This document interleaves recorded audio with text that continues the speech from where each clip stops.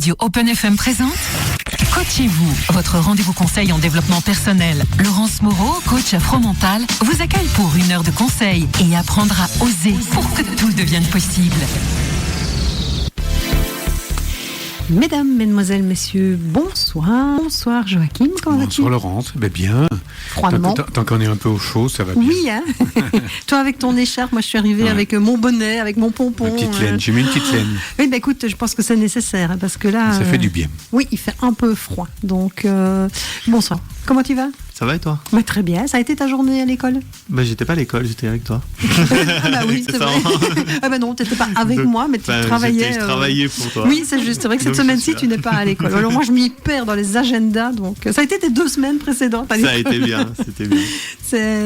Alors aujourd'hui, j'aime bien parce que moi, aujourd'hui, on est en parité. Hein, je ne me sens pas en infériorité. Pour le moment. Pour le moment. Voilà, on va attendre que Fred arrive, mais... On va partir avant qu'il arrive. Voilà, ça va être compliqué. Ça, c'est un défi quand même.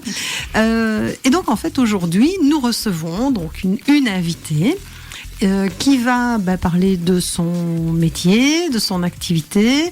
Et là, on va s'adresser aux chefs d'entreprise. Soyez à l'écoute parce que vous allez avoir peut-être des astuces et plein de choses intéressantes que Christelle Haricot va vous présenter. Bonsoir Christelle. Bonsoir Laurence. Comment vas-tu ? Impeccable. Parfait. Première radio, donc. Première radio, effectivement. Pas du tout stressé, relax. Tout va bien. Allez, voilà, tout va bien. Alors Christelle, en fait, on se connaît depuis très peu de temps parce qu'on s'est rencontrés à une soirée CPME. C'était le spectacle la conférence de Michael Aguilar. Tout à fait. Et on s'est retrouvés l'une à côté de l'autre à table. Comme quoi, le réseautage, ça fait tout de suite... c'est fait pour. C'est fait pour. Et c'est vrai que dans le... Ah, mais tiens, et vous, qu'est-ce que vous faites On s'est rendu compte que ton activité était quand même fortement intéressante parce que en une phrase, tu peux nous résumer ce que tu fais ? Alors, on développera après. Pardon. En fait, je fais de la recherche de financement public, c'est-à-dire que j'aide les entreprises à trouver des fonds pour que leurs projets prennent vie. Donc, je fais la recherche des dispositifs possibles et le montage de tous leurs dossiers. Voilà. Donc, quand je vous disais que ça valait la peine d'écouter et d'attendre tout ce qu'on va pouvoir vous donner comme astuce et vous permettre de pouvoir avoir des sous, c'est fin d'année, c'est Père Noël avant l'heure. Donc voilà. Alors Christelle, comme tout le monde, dans cette émission, tu as choisi les chansons. Et donc la première que tu nous as proposée, c'était Envole-moi de Jean-Jacques Goldman. Pourquoi ? En fait, cette chanson m'a toujours interpellée. Ça me ramène à mon enfance. Moi, j'ai grandi dans le 93, entourée de cités, entourée dans un milieu très protecteur. Pas de problème particulier, mais c'est vrai que cette chanson a toujours résonné en moi moi qui suis comme tout le monde, qui vit au milieu d'une population très hétéroclite. Est-ce que je vais pouvoir faire quelque chose de ma vie ? Est-ce que je vais pouvoir aller là où je vois mes rêves ? Oui. C'est ça. C'est ce que tu vas nous expliquer. Voilà. C'est parti pour Jean-Jacques Goldman. Dans les années, c'était quoi, 80 ça Oui. 84, je crois. 84. Tu vois, c'était l'époque où nous étions très jeunes, plus ou moins. Alors, Christelle, peux-tu maintenant nous donner un peu plus d'infos sur qui tu es et dans un premier temps peut-être plutôt ton parcours. Qui es-tu et qu'as-tu fait de ta vie ? Qu'est-ce que j'ai fait depuis le 93 ? Voilà, depuis le 93. En fait, j'ai fait toutes mes études en région parisienne. J'ai un doctorat en biologie. Et en fait, suite à ces études, je faisais toute ma recherche dans un laboratoire public à l'INSERM. Et ensuite, une fois qu'on a passé sa thèse, qu'on a soutenu, qu'est-ce qu'on fait ? C'est ça. Sachant que on peut pas rentrer à l'INSERM, il n'y a pas de poste, il n'y a pas de Alors, avec mon mari, on s'était dit, voilà, il y a une map monde. Le premier qui trouve, peu importe où dans le monde, l'autre le suivra et puis on fera notre vie là-bas. Mais Prums, j'ai trouvé à Limoges. Ça, alors, je sais pas s'il faut dire si c'est pas moi. Et vous voyez, comme quoi, plus de 15 ans après, on y est toujours, comme quoi. Ça va, il survit au fait d'être... Eh ben, j'ai l'impression que si c'est pas trop mal fait. Hein. De toute façon, il n'a pas eu le choix. Il a pas eu le choix. Le deal était déjà... Ah, il avait qu'à le trouver avant. Hein. C'est ça. Donc voilà, effectivement, il y avait une jeune start-up qui se montait. Et puis quand j'ai vu le profil, j'ai fait, bah tiens, il me cherche. C'était exactement ce que j'avais fait pendant ma thèse, donc ce qui est assez rare quand même, hein, sur des profils très, très spécialisés. Donc effectivement, j'ai postulé, me voilà à Limoges, à l'ouverture de cette entreprise. J'étais la deuxième embauchée, donc voilà, on était vraiment une toute petite équipe. Donc je gérais toute la R&D, et puis bah, petit à petit, on a grossi un petit peu. Et on a fini, on était 14 personnes. Moi, je gérais toute la recherche et développement, notamment ce qui était partenariat européen. Donc voilà, je montais tous les dossiers de recherche et développement avec les partenaires, recherche de financement pour mettre en place ces projets. Et je m'occupais aussi de tout ce qui était brevet. L'écriture des brevets en lien avec les cabinets, bien sûr, hein, brevets avec qui nous travaillons. Cette magnifique expérience a malheureusement tourné court puisque l'entreprise a fermé en 2013, au bout de 9 ans. Ouais, ça a été très très très dur parce que quand vous êtes là depuis le début, c'est une petite famille, quoi. On est tous ensemble, on était vraiment très très soudés et autant pour l'équipe dirigeante que pour les salariés, ça a été vraiment ça a été très très dur. Mais on a été là du début à la fin. Moi, j'ai été avec mon patron au tribunal à la fin, le dernier jour. Voilà, on était ensemble. C'est une vraie histoire qui s'est malheureusement finie, mais qui a été pleine d'expériences et on a rencontré plein de belles personnes. Et suite à cette fermeture, en fait, c'est mon expérience brevet là qui m'a été fortement utile puisque j'ai intégré la CCI Limousin à l'époque, au service innovation, où j'étais consultante, consultante innovation, et je faisais tout ce qui était premier conseil brevet et conseil innovation au sein des entreprises. Donc là, j'ai découvert ce métier du conseil qui pour moi a été aussi une révélation parce que j'ai adoré ce contact, d'essayer d'amener une petite pierre, d'essayer d'avoir une petite aide, où j'ai trouvé ça vraiment très très intéressant. Pour moi personnellement, ça a été un peu compliqué de passer de l'étape de j'étais l'experte dans mon domaine à 2 semaines après, j'étais celle qui devait tout apprendre. Ça, c'est... La transition est dure. Je gérais une petite équipe, et d'un seul coup, j'étais complètement à l'inverse. On renverse les rôles et puis on réapprend tout. Et puis, mais c'est extrêmement enrichissant, quoi. Et je me suis aperçue qu'effectivement, on pouvait faire d'autres choses que son expérience initiale. Complètement. Ça ouvre les chakras. Oui, complètement. Et donc voilà, expérience à la CCI Limousin, pareil, beaucoup de rencontres. Alors là, je me suis fait un réseau, par contre, aussi bien au niveau chef d'entreprise que j'ai beaucoup travaillé avec les gens du milieu public, parapublic. Donc c'est vrai que ça, c'était vraiment très intéressant de voir l'autre côté du miroir. Comment on travaillait justement tous ces dossiers, tout ce que moi j'avais rédigé, comment de l'autre côté on les appréhende et on les analyse. Donc j'avais l'autre côté du miroir qui était plutôt intéressant. Et ensuite, il y a eu cette fameuse régionalisation qui, au final, ne me convenait pas. La façon dont ça se réorganisait, j'étais plus à l'aise dans mes baskets. Du coup, je suis retournée dans le privé. Où là, vu mon profil, c'est quelqu'un en interne de cette entreprise qui m'a dit mais non, moi c'est pas en recherche et développement que je vous vois là. Moi je vous vois, vous êtes entre la R&D et la finance et vous faites ces dossiers, vous montez les dossiers de recherche de financement, vous allez chercher des partenaires et on monte les dossiers de recherche de financement, vous comprenez la technique, vous savez la vulgariser pour pouvoir être analysé par le côté institutionnel. Oui, parce qu'il faut quand même reconnaître que la recherche de développement pour une entreprise, c'est du Patagonie à du Sud. Hein. Mais C'est pour le commun des mortels qui n'y connaît rien. Quand on est complètement dedans, voilà. C'est très compliqué de s'en extraire pour pouvoir l'expliquer d'une manière très simple en fait. Et du coup, je remercie beaucoup cette personne qui a vu en moi ce potentiel que moi je n'avais pas spécialement détecté effectivement. Et du coup, pendant quelques années, j'ai fait ça. J'ai fait en interne de l'entreprise. Du coup, j'allais aussi bien sur du coup les investissements matériels que les programmes de recherche et développement pour monter les programmes, rechercher les financements et du coup après, qu'ils puissent eux travailler d'une manière un peu plus sereine. Donc passage aussi très intéressant et à chaque fois on utilise les expériences pour les compétences qui se sont forgées pour recréer autre chose. Et au final, quand je discutais avec les gens, oh là là, qu'est-ce qu'on aimerait avoir quelqu'un comme ça. Nous, on ne pourra pas prendre quelqu'un à 100% en interne pour faire ses dossiers, pour monter tous ces projets. Mais on voit vraiment l'intérêt, c'est très chronophage. Et en fait, à force d'entendre ce message, je me suis dit, mais... Il y a une demande. En fait, il y a une demande. En fait, je sais le faire. Pourquoi je le ferais pas pour les plus petites structures qui en ont peut-être même plus besoin qu'une grosse entreprise.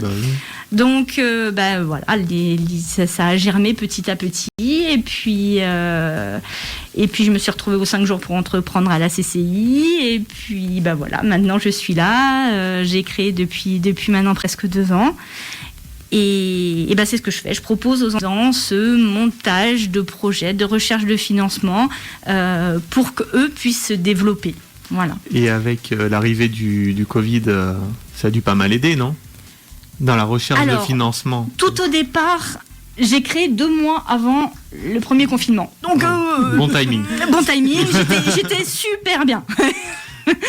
Et en fait, la toute première partie Covid, effectivement, a été pour moi compliquée parce que je découvrais que aller aux événementiels me permettait de rencontrer les gens en début d'activité. Bon, raté, il n'y avait plus d'événementiel. Rencontrer autrement. Ouais. J'avais du coup ma fille à la maison, qui avait 3 ans et demi, donc c'était un peu compliqué. Alors bon, je me suis pas stressée. On va voir comment ça se gère. Et au final, oui, les tout premiers mois ont été un peu compliqués. Mais à partir de septembre, effectivement, l'activité a quand même repris assez vite. Et mon activité, du coup, aussi, parce que le plan de relance est arrivé. Et là, effectivement, ça m'a beaucoup, beaucoup aidé. Et le bouche à oreille aussi, qui a permis de me faire connaître petit à petit. Avec le réseau que vous deviez avoir, comme vous l'avez dit, ça vous a permis de faire un gros réseau, ça a dû être peut-être un peu plus simple, non, de passer par ces gens-là. Au départ, bien sûr, puisque j'avais pas mal de connaissances, donc les premiers mailings pour dire, je crée mon activité. J'ai tout de suite des gens qui m'ont contacté tout de suite, des gens avec qui j'avais travaillé notamment à la CCI, en me disant, on a travaillé beaucoup avec la CCI. Bien sûr, oui. J'ai notamment une entreprise de Limoges, mais j'ai envoyé le mail 1 heure après. Christelle, écoutez, on a un dossier, ça fait 2 ans qu'il est sur le bureau. Ça fait 2 ans qu'on n'a pas le temps de le faire, pas le temps de le rédiger. C'est pas que ça manque, mais c'est un manque à gagner. Voilà, oui, ces sous, on les aura pas si on fait pas ça. Et du coup, effectivement, on a repris tout le dossier. Et au final, c'est pas du tout leur dossier là qu'on a déposé. C'est quelque chose de beaucoup plus gros parce qu'ils pouvaient aller beaucoup plus loin dans le projet en lui-même. Et au final, ils ont eu une subvention et beaucoup plus que ce qu'ils ne pensaient au départ. Donc effectivement, c'est intéressant. C'est ce qui m'avait aussi interpellée quand on s'était vu à la soirée, c'est que justement, comme tu le dis, d'abord, il faut savoir qu'on a droit à des subventions. C'est-à-dire, il faut savoir lesquelles. Il faut savoir comment faire. Et puis surtout, il faut avoir en effet la gestion de ces dossiers, de comment on peut le monter et comment on peut parfois goupiller 3 ou 4 dossiers ensemble pour faire un gros dossier. Et ça, je pense qu'en tant qu'entrepreneur, qu'on soit une petite structure ou une grosse structure, soit on ne sait pas, soit on n'a pas le temps, parce que comme tu le dis, c'est un truc, alors c'est une usine à gaz, quoi, donc faut s'accrocher. Ou pour certains, justement, il n'y a pas le personnel dédié à ça. Bien donc, sûr.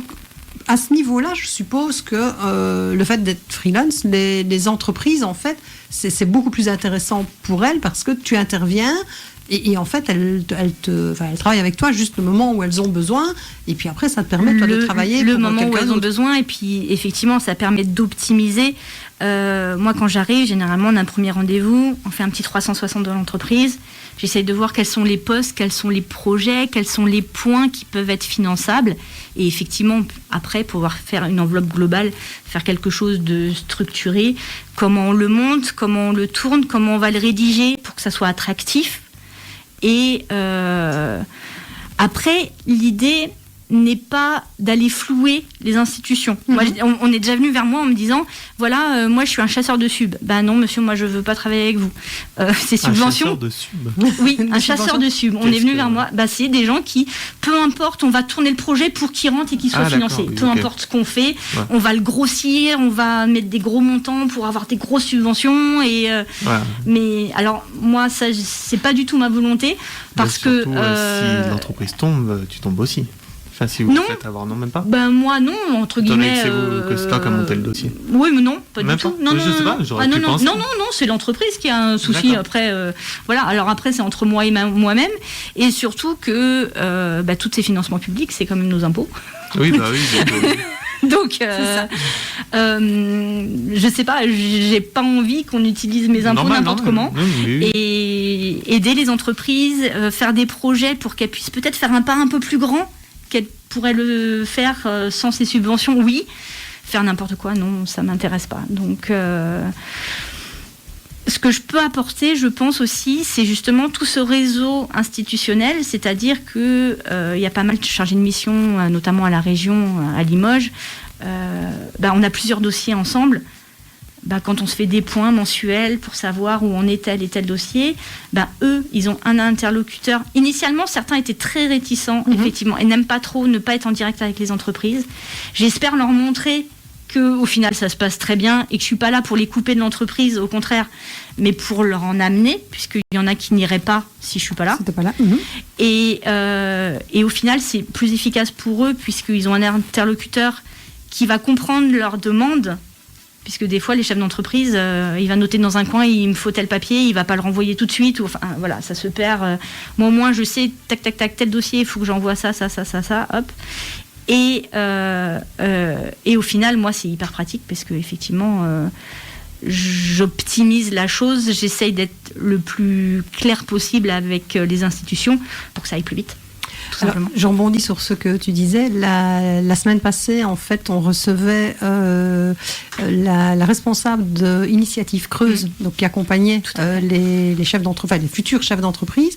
Et dans ce cadre-là, j'ai passé une journée d'intégration avec une jeune future chef d'entreprise qui reprend un restaurant, que d'ailleurs on interviewera la semaine prochaine, et qui disait ce qui serait quand même intéressant, c'est d'avoir une espèce de trame, de fiche technique de comment on fait quand on est jeune entrepreneur, comment on se lance, parce qu'on parlait surtout au niveau administratif, les papiers, le truc, si tu as système Astérix et Cléopâtre, si tu n'envoies pas le bon dossier, tu tournes en rond pendant 2 heures. Au bureau à 86B. Exactement. Et qu'en fait, c'est pareil pour les subventions, si tu n'as pas la bonne méthodologie, tu vas tourner en rond. La bonne entrée aussi. Et la bonne entrée. Le bon interlocuteur. Le bon interlocuteur est vraiment primordial sur certains dossiers. Ouais, ça c'est évident. Je vais faire une transition très facile. Donc en fait, tu amènes le sourire et donc le bonheur dans les entreprises, en plus avec le sourire que tu as dans la voix en permanence. Ce qui nous amène à ton choix musical. Happy de Pharrell Williams, pourquoi ce choix ? Pour moi, si on met pas un peu de joie partout, c'est dommage quand même. C'est ça. Et donc, Happy de... Voilà, je bégaye moi. Cette soirée comme ça. Kylian, je crois que tu avais une question. Alors moi j'avais une question, mais plus sur vous en fait. Donc suite à votre métier, vous racontez qu'il faut être assez organisé quand même dans l'idée. Oh oui, il vaut mieux, oui. Oui, il vaut mieux être assez organisé. On est d'accord. Est-ce que vous, pas ce que vous devez être pour votre métier, alors, je vous fais la différenciation. Vous êtes plutôt quelqu'un de rêveur ou assez pragmatique je pense être assez pragmatique. Assez pragmatique, oui, vous êtes... J'ai une formation scientifique, bien cartésienne, enfin voilà, les pieds sur terre, tout ça. D'accord. Donc c'est quelque chose, c'est primordial pour vous dans votre métier, parce que si vous êtes rêveur, on peut rêver, c'est pas le souci, mais effectivement, quand on a les dossiers à rendre à des dates butoirs, il vaut mieux avoir un minimum d'organisation. Oui. Ok, et le fait d'être aussi organisé au quotidien, ça vous pose pas un problème ? Je sais pas si vous voyez ce que je veux dire, mais le fait d'être carré dans les dossiers, de toujours prévoir ce qu'on va faire dans... C'est plutôt rassurant. C'est vous trouvez ça rassurant ? Non, mais je sais pas, parce que il y a différents profils. C'est ça. Après, dans la vie, je le suis moins, mais c'est vrai que pour le boulot... pour le boulot, oui. Okay. En fait, on n'est pas toujours les mêmes. Enfin, pour certains, pour certains, on a le même profil au niveau professionnel que perso. Et puis certains ont vraiment des profils. Après, je suis pas dans l'extrême dans ma vie perso non plus. Hein. Non, mais après, parce que nous, ça nous est déjà arrivé de prévoir un truc le matin et de le faire l'après-midi, par exemple, alors que c'était absolument pas prévu. Et du coup, il y a plein de choses dans l'emploi du temps qui peuvent bouger. Oui, c'est pas. Mais d'accord, c'est moins carré. C'est ce qui est décidé le matin doit être fait dans la journée. Et sinon... Après, ça dépend. Quand vous avez un appel à projet dont la deadline est le 15 janvier, vous n'avez pas le choix. Oui. Vous enlevez ce que vous aviez prévu pour mettre ça, parce que c'est ça. Enfin, vous n'avez pas le choix. Vous ne pouvez pas le rendre à minuit 1. Le site sera fermé. Donc, et là-dessus, je rebondis par rapport à ce qu'on disait hors antenne. Il y a les 2 points vraiment importants pour pouvoir justement bénéficier de ces subventions. Mais tu parlais en fait du délai et du délai pour l'entreprise, mais aussi à quel moment on devait faire ces subventions. Tu peux revenir sur ces 2 points ? Oui, bien sûr. Pour moi, le message primordial, c'est l'anticipation. Quand entreprise, vous avez des projets d'investissement dans du gros matériel, des projets de développement, il ne faut pas aller voir les financeurs un mois avant. C'est beaucoup trop tard. Il faut vraiment anticiper, et tous ces dossiers, ils se prévoient 6 mois, 8 mois avant votre besoin réel. Parce qu'il ne faut rien avoir signé, il ne faut pas du tout avoir lancé votre projet quand vous en faites la demande de financement. Et ça, c'est vraiment quelque chose de primordial, et souvent, on est embêté parce qu'on fait des choses dans l'urgence, alors que 2-3 mois avant, ça aurait été fait beaucoup plus sereinement, en fait. Et ça amène à justement le deuxième point, qui est ton rôle, en fait, et le rôle des subventions notamment. Ce n'est pas de sauver une entreprise qui coule, c'est justement d'aider une entreprise à se développer, d'où l'anticipation. Complètement. Si vous êtes une entreprise, vous êtes déjà en difficulté, vous ne pourrez pas bénéficier de ces aides. Ces aides-là sont vraiment spécifiques pour développer votre entreprise, de voir un peu plus grand peut-être que si vous aviez prévu votre projet, et en fait si vous avez une aide je sais pas moi, de la région ou de BPI France, et peut-être vous développer plus vite. Et ça, c'est vraiment important. Si vous êtes déjà en difficulté, vous ne pourrez pas toucher les fonds. De toute façon, c'est une règle européenne, donc vous ne pourrez pas. D'accord. Par rapport à tes clients, justement, qu'est-ce que tu as comme clients ? C'est en termes de taille d'entreprise, en termes de secteur ? Est-ce qu'il y a des secteurs plus récurrents que d'autres ? Est-ce qu'il y a des secteurs qui ont plus besoin ou qui utilisent plus les subventions ou pas ? Alors, c'est très très diverses. Je vais avoir de l'artisan à un salarié à l'entreprise de plasturgie à 100 personnes. Donc les secteurs sont vraiment très très variés. J'ai plusieurs entreprises dans les biotechnologies, mais ça c'est mon parcours aussi qui fait que bien sûr je les connais et ils me connaissent. Ce qui aide, parce que ça marche beaucoup sur la confiance, bien sûr. Ils m'ouvrent l'entreprise, ils m'ouvrent les comptes, ils m'ouvrent quand même beaucoup de choses, et leurs projets d'avenir. Donc, voilà. Mais non, les typologies sont très diverses. Vous avez les entreprises qui ont l'habitude de déposer des dossiers. Souvent, ce sont des entreprises qui ont de la recherche et développement en interne. Donc, ils font ça très régulièrement. Et là, eux, ils voient l'intérêt de ne plus le faire directement. Parce que c'est très chronophage, effectivement. Et ça leur libère beaucoup de temps. C'est souvent le chef d'entreprise qui rédige ces dossiers-là, ou des personnels techniques. Mais là, du coup, ils voient l'intérêt. La deuxième typologie de clients est des gens qui ne savaient même pas qu'ils avaient le droit à des aides. Et le bouche à oreille a fait qu'au final, on s'est croisés ou on s'est rencontrés et on en a discuté. Et effectivement, ils avaient une possibilité d'avoir une aide. Ils ne le savaient pas. Et là, sur des premiers dossiers, être accompagnés, ce n'est pas du tout...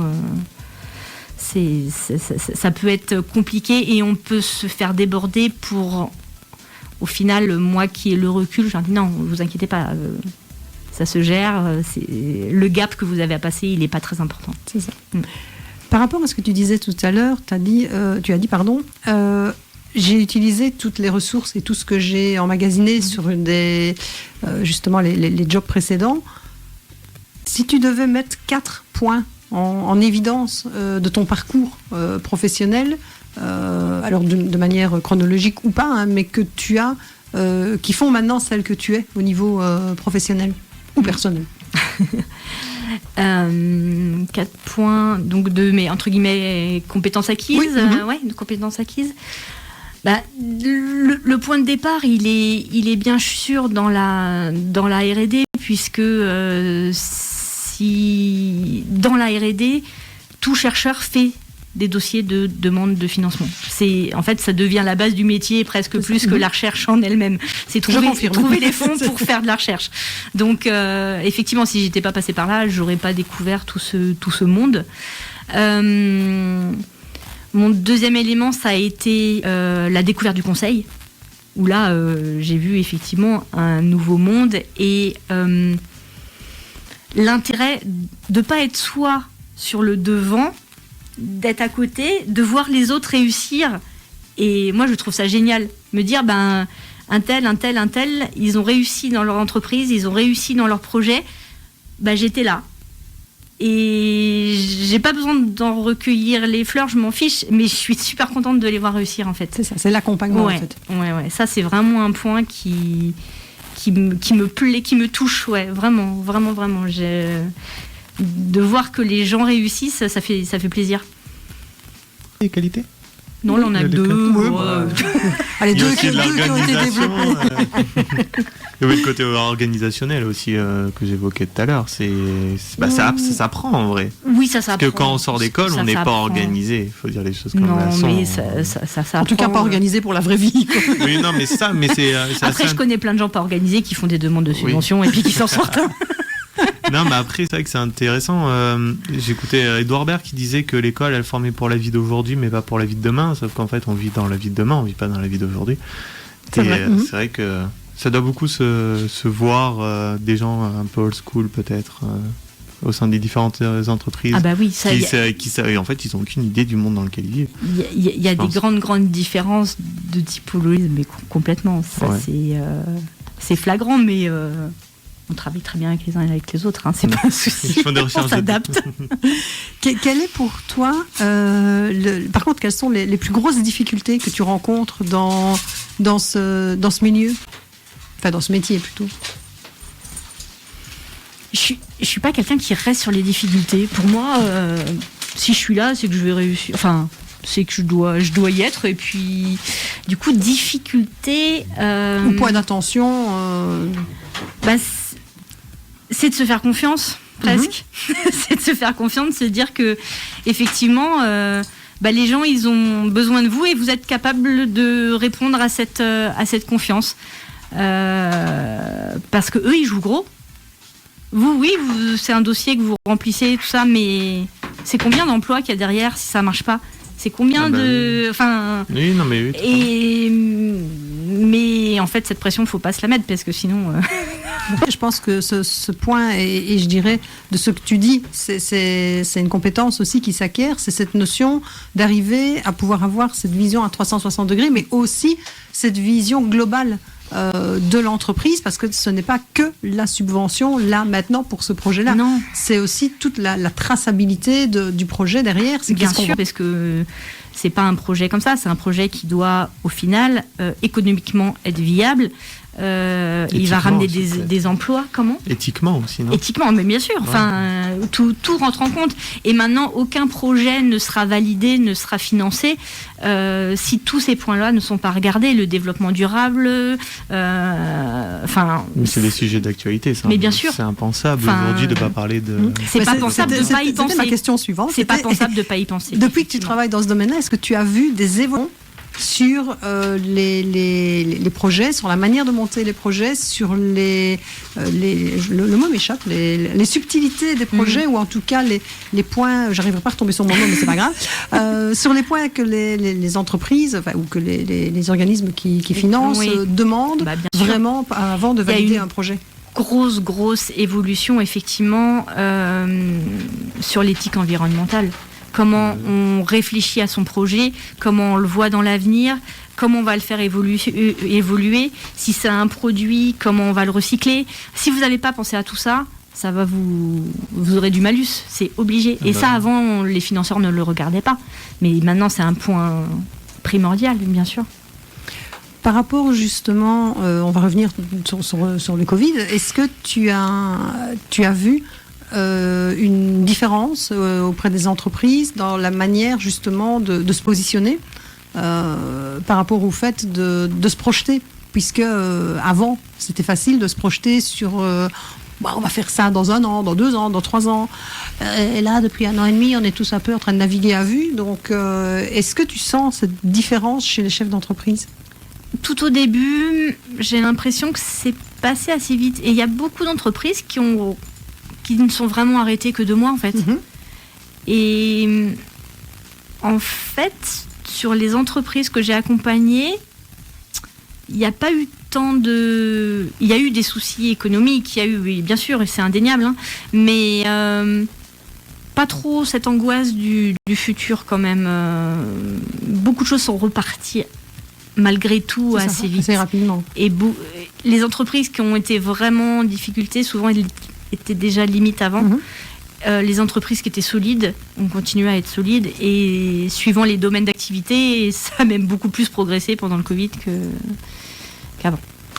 J'ai envie de revenir sur un point que tu disais tout à l'heure. Tu as quitté la CCI au moment où tu n'étais plus en adéquation avec leur manière de fonctionner. J'ai donné une journée de formation aujourd'hui, et ce thème des valeurs est arrivé, et j'entends très souvent ça quand je donne des formations. Alors moi, je suis pas la grande copine des chefs d'entreprise, parce qu'en règle générale, je dis si les valeurs te conviennent plus, va voir ailleurs si tu n'y es pas, quoi.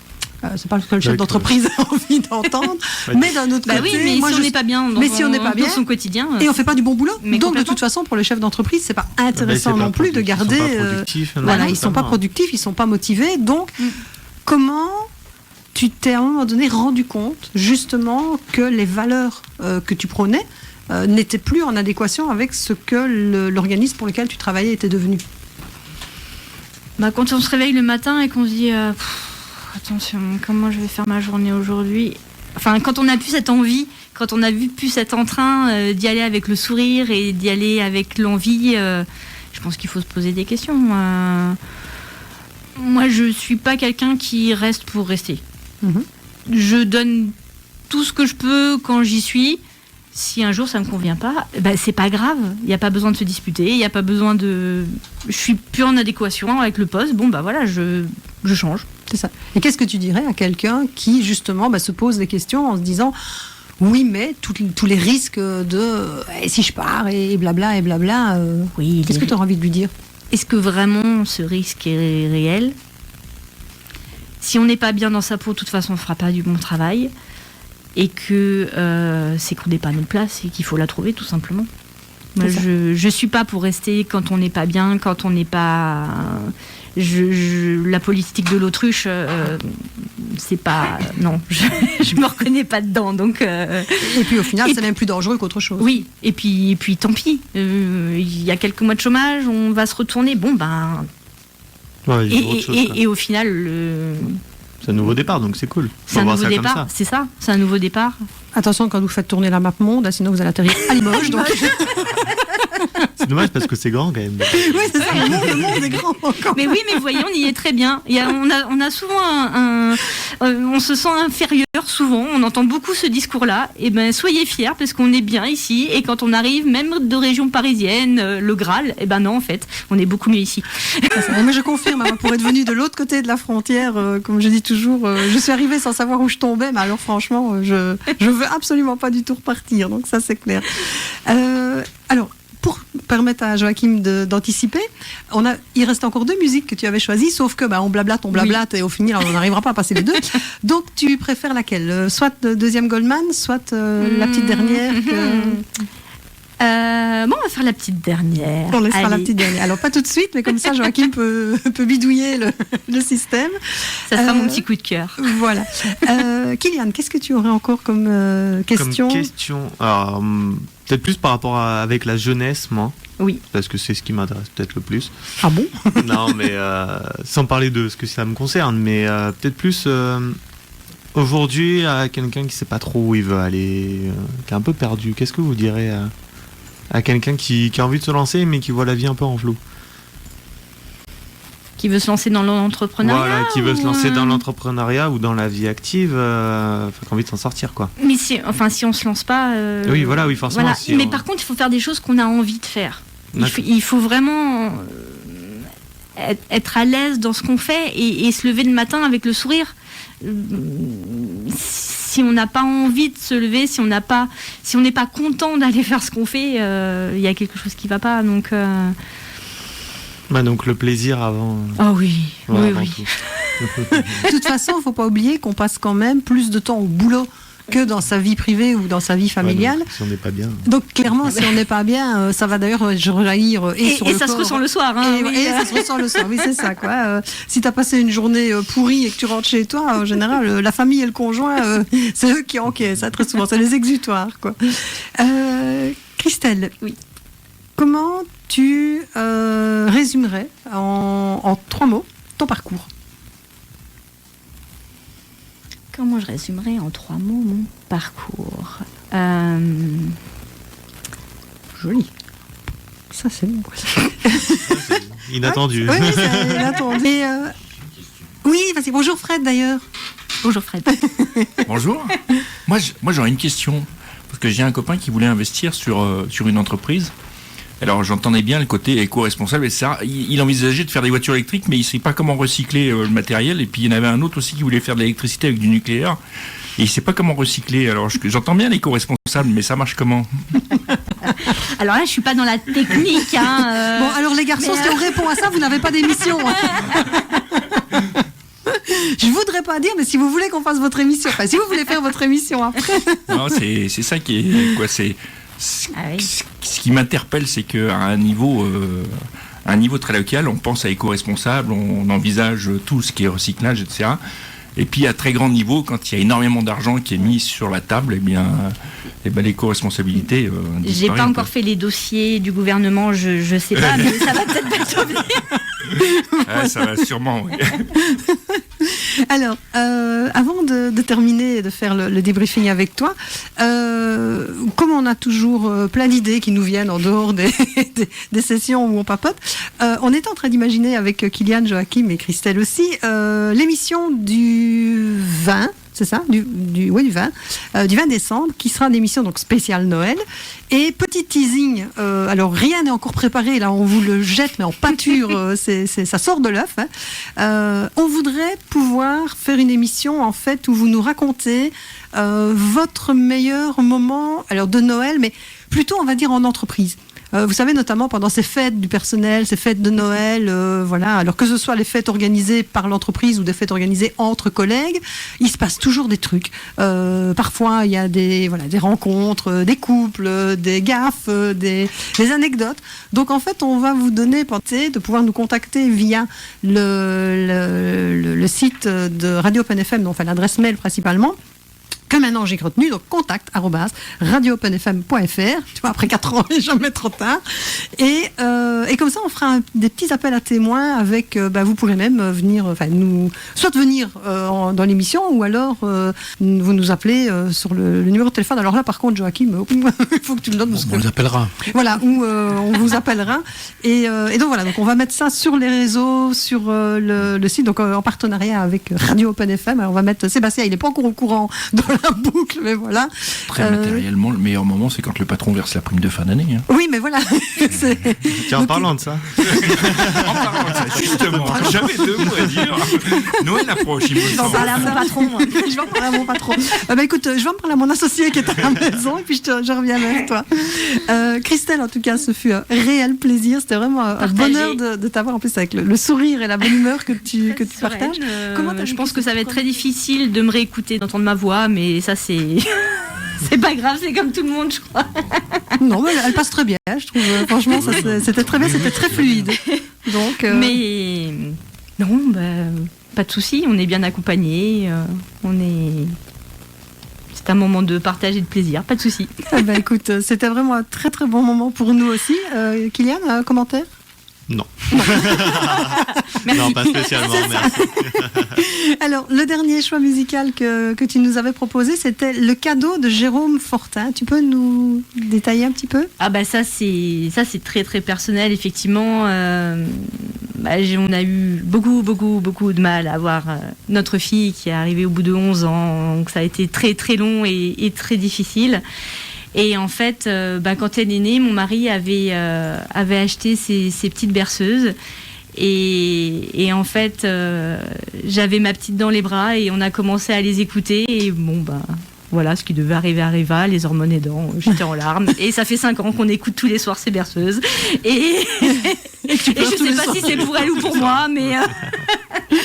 Donc voilà, elle va bientôt aller au lit, là, elle va peut-être l'écouter comme ça en s'endormant. Voilà, donc spéciale dédicace, comment elle s'appelle ta petite puce ? Manon. Spéciale dédicace à Manon et à toutes les mamans qui sont à l'écoute et à tous les enfants qui vont aller faire dodo. Donc voilà, on vous donne rendez-vous la semaine prochaine. D'ici là, vous ne tracassez pas les idées pour la spéciale ça Noël. Ça va venir. Le temps qu'on mette ça en musique, c'est le cas de le dire. Et donc c'est parti pour Le Cadeau de Jérôme Fortin.